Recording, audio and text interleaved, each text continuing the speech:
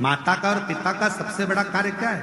पिता का काम है बच्चे को अच्छी शिक्षा देना, पिता का काम है बच्चे के पढ़ाई का खर्चा उठाना, पिता का काम है बच्चों को कपड़े पहनाना, पिता का काम है बच्चों के लिए भोजन की व्यवस्था करना, पिता का काम है बच्चों को अच्छा धन वैभव संपदा देना।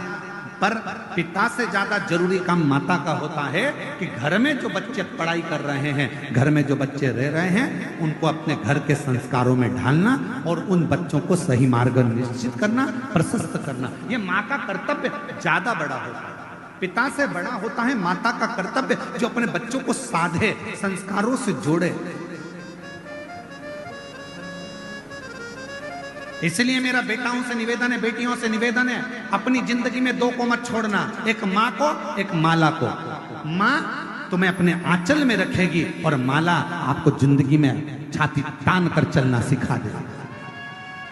आप दो चीजें मत छोड़िए, एक माँ की गोद मत छोड़िए और दूसरी माला मत छोड़िए। ये माँ अपने गोदी में बच्चों को रखती है, संभालती है, और माला कभी ना कभी जिंदगी में वो पड़ाव आता है जिस समय पर दुनिया का कोई व्यक्ति काम ना आए, रिश्तेदार भी तुम्हारे काम ना आए, कुटुंब वाले भी काम ना आए। जब डॉक्टर कह देता है कि अब कुछ भी नहीं बचा, तब रिश्तेदार हॉस्पिटल के कमरे के बाहर रहते हैं, वेंटिलेटर के बाहर रहते हैं, परिवार बाहर रहता है। उस समय पर अकेले पलंग पर पड़े होते हो, श्वास चल रही होती है, आंखें खुली होती है, डॉक्टर सिस्टर अपना काम कर रहे होते हैं, हल्का हल्का होश रहता है। उस समय पर कोई काम नहीं आता, सब बाहर खड़े होकर डॉक्टर से बात करेंगे, रिश्तेदार बात करेंगे, पर अंदर तुम्हारे शरीर की पीड़ा तुमको सहना है। उस समय पर फिर दो चीजें काम आती है, एक माँ ने तुम पर जो दुआ दी होगी और दूसरी तुमने माला उठाकर कभी श्री शिवाय नमस्तुभ्यम कहा होगा, तब वो तुम्हारे सम्मुख में, तुम्हारी माँ और माला ये कभी ना छूटे। और अंत समय प्रभु,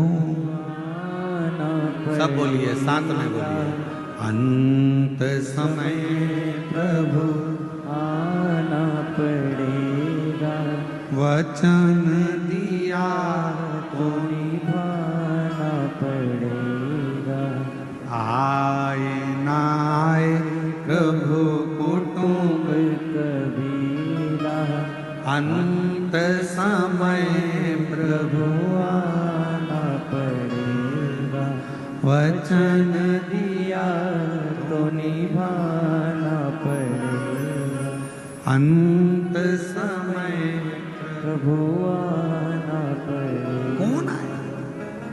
कौन तुम्हारे अंत समय में आने वाला है? अकेले पलंग पर होगे, सब बाहर होंगे, सब।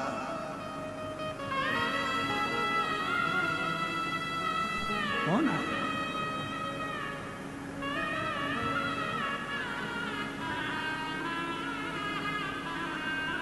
कितना बड़ा बंगला है तुम्हारा, वो प्रॉपर्टी नहीं है।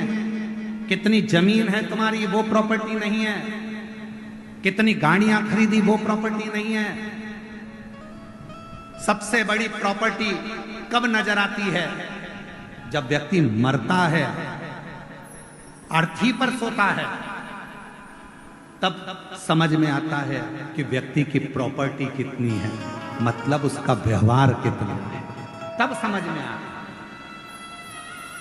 पड़ा है अर्थी पर, पड़ोसी भी नहीं आते किसी किसी के, तो रिश्तेदार भी नहीं आते, नातेदार भी नहीं आते, पड़ा प्रॉपर्टी। हमारे को लगता है जमीन जायदाद घर बंगला ये हमारी प्रॉपर्टी, नहीं नहीं, हमारी सही प्रॉपर्टी हमारा व्यवहार। एक जेठानी और देवरानी में लड़ाई हो जाती है, वो अपने घर चली जाती है, वो अपने घर चली जाती है, सबका घर, सबका मकान, सबका अपना हो जाता है, एक दूसरे का मुंह नहीं देखते। क्यों? क्योंकि उन्होंने सब कुछ बनाया, बंगला भी बना लिया, गाड़ी भी बना ली, सब कुछ कर लिया। दोनों के पति कमा रहे हैं, दोनों कमाकर बंगला भी बना रहे हैं, गाड़ी भी ला रहे हैं, पर उसकी प्रॉपर्टी, वो जो प्रेम की प्रॉपर्टी थी, वो नहीं बढ़ा पा। और जब दुख का समय आया तो गाड़ी बंगला कुछ काम ना आया, तब आखिरी में वो अगर दुख के समय में एक दूसरे के पास आकर खड़े हो जाते तो दुनिया की सबसे बड़ी प्रॉपर्टी कहलाती। वो प्रेम नहीं कमा